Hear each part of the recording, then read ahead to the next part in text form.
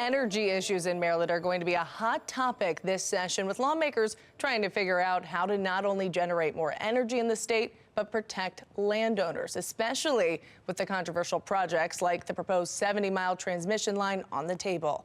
Fox 45's Jessica Babbs talked with Senator Benjamin Brooks about legislation that he's planning to propose. Jessica. Rebecca, the state of Maryland has been aggressive in meeting its land conservation goals, with more than 1.8 million acres of land conserved. And Senator Brooks, along with homeowners I've talked with, want to make sure that land stays that way and doesn't get developed for energy projects.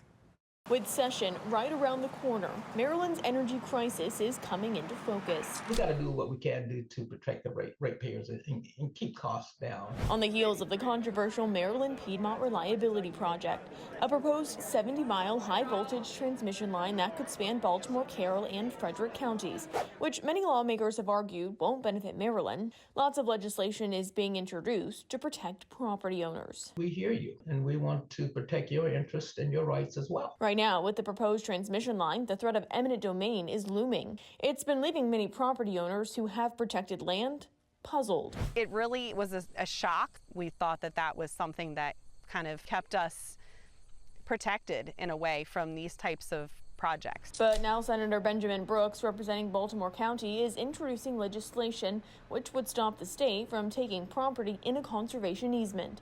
It's one of many energy and transmission related bills lawmakers are planning to propose. What the law says right now, if it's for the public good, then the state can come in and do that. Making sure counties and local governments have a say before the projects like the proposed high voltage transmission line get approved. I think the landowner has a right, the conservation organization has a right, and we want to protect those rights. If it passes, it could potentially impact the proposed Piedmont project, meaning they might have to reroute. What is the cost to our environment? What is the cost to our easement?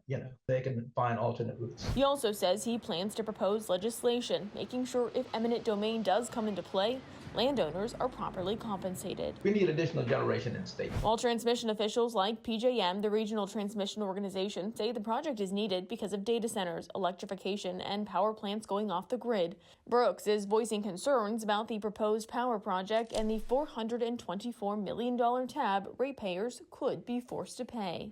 The demand keeps escalating, and of course I think data centers are here to stay because we want to surf the internet, and if that energy is going to be going to another state, then I think they should pick up the lion's share of that tab.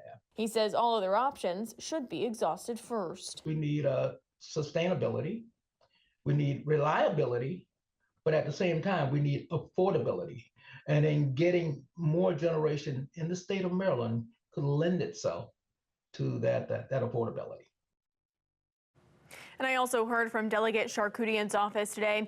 She also plans to introduce legislation which could lead to more transparency and accountability for utility companies in Maryland, especially for those who work closely with PJM, making sure the public has more information about energy issues they are advocating for or issues they're against. In the studio, Jessica Babb, Fox 45 News.